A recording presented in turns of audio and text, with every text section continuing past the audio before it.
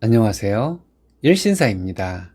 저희 채널에는 신박한 사연들이 많이 있으니 많은 분들의 구독 부탁드립니다. 이번 사연은 친정재산에 왈가왈부하며 며느리를 구박하던 시어머니를 응징해 주었다는 분의 사연인데요. 함께 보시겠습니다. 안녕하세요. 결혼한 지 10년 되었고 초등학생 아이 하나 있습니다. 얼마 전에 시어머니에게 할 말 다 하고 왔습니다. 친정 재산에 왈가왈부하고 제가 지금까지 한 것은 생각 못하고 막말을 하는 시어머니를 더 이상 참아드릴 수가 없었네요. 시아버지와 남편이 사과를 해서 마음이 좀 풀리기는 했어요. 남편과 맞벌이하며 살다가 작년에 아이가 초등학교에 들어가면서 회사를 그만두고 시간제 알바하며 살고 있습니다. 아이가 학교에 들어가기 전에 고민 많이 했어요. 저만 그런 것이 아니라 대부분 워킹맘들이 아이 초등학교 들어갈 때 퇴사를 할지 고민 많이 한다더라고요. 어린이집은 종일반이 있어서 괜찮았지만 초등학교를 다니게 되면 어찌해야 하나 걱정 많이 했습니다. 주변에서 하는 얘기를 들어보니 아이가 초등학교를 다니더라도 방과 후 수업과 태권도장, 학원으로 돌리면 맞벌이 하는데 지장 없다고 하더라고요. 하지만 어린이집을 다니기 시작하면서부터 7살까지 종일반을 다닌 아이가 가엾게 생각되어 퇴사하는 것으로 결정했습니다. 제가 회사를 그만두는 것을 가지고 시어머니는 엄청 뭐라 하셨어요. 요즘 남편 외벌이로 사는 집이 어디 있냐고 하시며 화를 내시는 시어머니에게 정말 묻고 싶었습니다. 요즘 어머님처럼 며느리에게 막말하고 부려먹으려는 시어머니가 어디 있냐고요? 저희 결혼할 때 친정에서 1억 지원받았습니다. 제가 직장 다니면서 결혼 전까지 모은 돈이 9천만 원 좀 넘었고요. 남편은 모은 돈이 1억 정도 있었고 시댁에서는 한 푼도 보태주지 않으셨습니다. 저희는 결혼할 때 3억 조금 넘는 아파트를 사서 지금까지 살고 있습니다. 집값도 조금 모자랐고 세금과 인테리어를 하는데 드는 비용도 있고 해서 대출을 조금 받았습니다.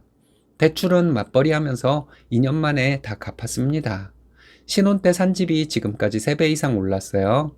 집 명의는 지분 따져서 남편과 공동 명의로 했습니다. 이거 가지고도 시어머니는 참 말도 안 되는 말씀 많이 하셨어요. 재산을 남편 명의로 해야지 무슨 공동 명의로 하냐고. 공동 명의로 할 거면 그냥 하면 되지 그걸 지분까지 따져서 공동 명의로 하냐고 하시더군요. 이때 아무 말도 못하고 남편에게만 뭐라 했던 것이 한이 되네요.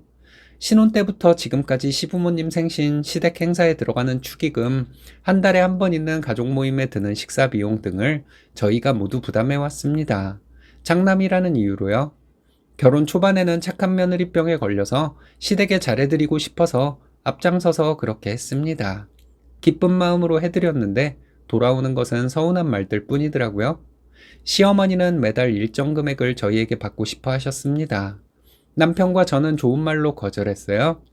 시댁 행사에 들어가는 돈만 해도 적은 돈이 아닌데 매달 용돈까지 드릴 수는 없었습니다. 이런 것까지 치사하게 따지고 싶지는 않았는데 결혼할 때 시부모님은 저희에게 보태주신 돈도 하나도 없잖아요.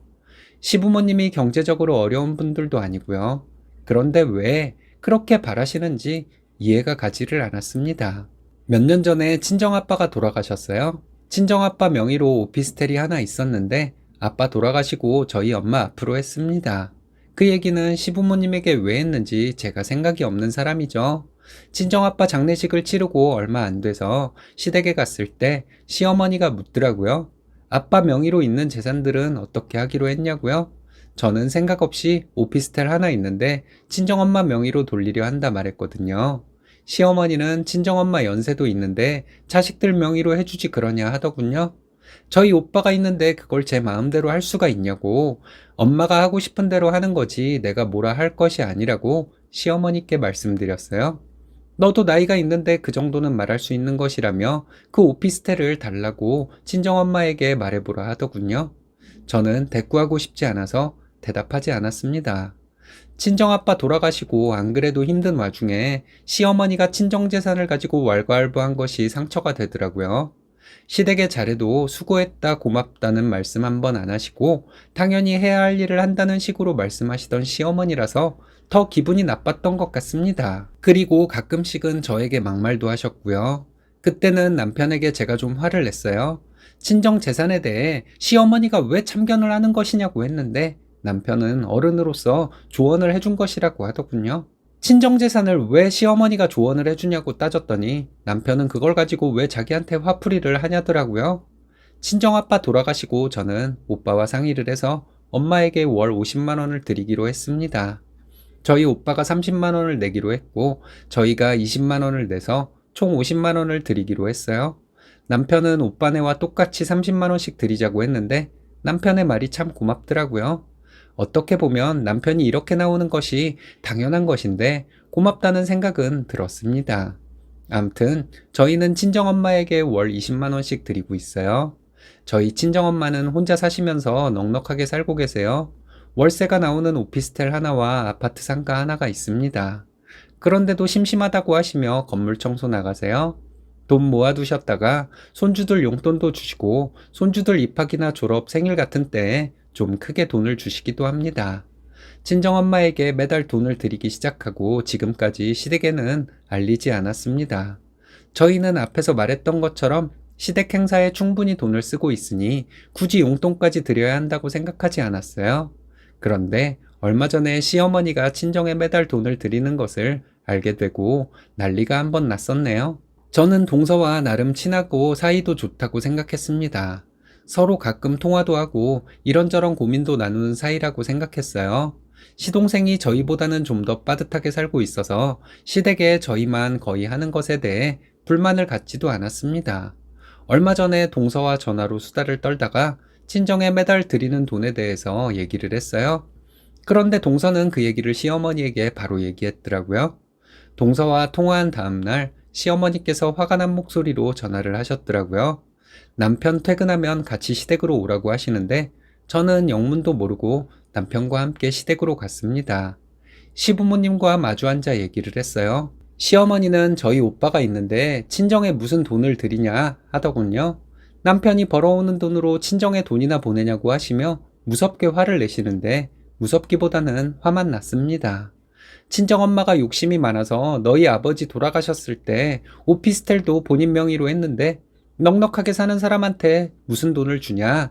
그리고 너는 놀고 있고 남편이 나가서 돈 벌어오고 있는데 오히려 시댁에 돈을 줘야 하는 것이 아니냐. 쉴 새 없이 쏘아붙이시더라고요.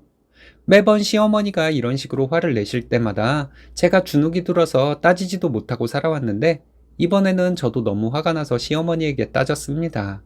저 결혼해서 아이 입학할 때까지 직장 다녔다는 것부터 말씀드렸어요. 내가 남편보다 연봉도 조금이긴 하지만 높았다고 말했습니다. 시어머니는 어쨌든 지금은 저보고 놀고 있지 않냐 하시더군요. 그럼 우리가 지금까지 시댁에 한 것은 어떻게 생각하시냐 물어봤어요. 매달 드리는 돈은 없었지만 시댁 행사에 들어가는 돈은 남편이 장남이라는 이유로 우리가 다 책임졌고 시동생은 돈 한 푼 냈냐고 했죠. 한 달에 한 번 모여서 함께 식사하는 데 드는 비용, 시댁 경조사비, 시댁 행사에 들어가는 모든 비용 다 따져보면 저희 엄마에게 드리는 돈은 적은 돈이라고 했습니다. 그리고 우리 살고 있는 집이 3배가 넘게 올랐는데 친정에서 1억을 지원해주지 않았다면 그런 집에서 살지 못했을 것이라고 했어요. 그리고 지금까지 저희는 시댁에서 받은 것 없다고 했습니다. 이런 상황인데 저희 엄마에게 매달 용돈 드리는 것을 가지고 어머님이 이렇게 따지고 들 수 있는 것이냐 소리 지르며 말했어요. 시어머니는 시부모 앞에서 소리 지르는 것 좀 보라고 하시더군요. 남편도 제 말이 틀리지 않았다고 시어머니께 말했습니다. 장모님이 상가는 형님에게 준다고 했고 오피스텔은 저희에게 준다고 했는데 월 30 드리는 것이 죄송할 뿐이라고 했더니 시어머니 말씀은 못하시고 얼굴만 빨개지더라고요. 제가 시어머니께 말 나온 김에 말씀드리겠다고 했어요. 예전에 친정아빠 돌아가셨을 때 친정재산 가지고 어머님이 왈가왈부 하셨던 것도 지금까지 화가 난다고 했습니다. 어머님은 도대체 무슨 생각으로 사돈재산에 대해 왈가왈부를 하셨는지 저는 지금도 이해가 안 간다고 했어요. 어머님처럼 사돈의 재산에 눈독을 들이는 분은 아마 세상에 또 없을 것이라고 했습니다. 며느리가 결혼할 때 해온 것은 생각 안 하시고 며느리가 시댁에 할 도리는 다 해야 하고 며느리 친정에 돈 조금 드리는 것이 아까워서 이렇게 며느리를 불러서 혼내시니 저도 더 이상은 못 참겠다고 했습니다. 한동안 시댁에 못 오겠다고 말하고 남편에게 집에 가자고 했습니다. 시어머니는 또 뭐라고 하시려 했는데 시아버지께서 시어머니 말씀을 막으셨어요. 제 말 틀린 거 없다고 이제 그만하라고 말씀해 주셨습니다.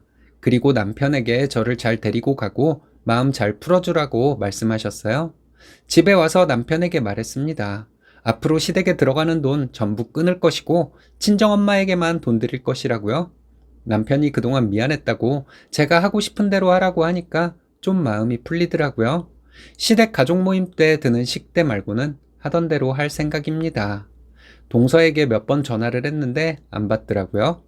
정확히는 몰라도 동서에게 뒤통수 맞은 기분이에요.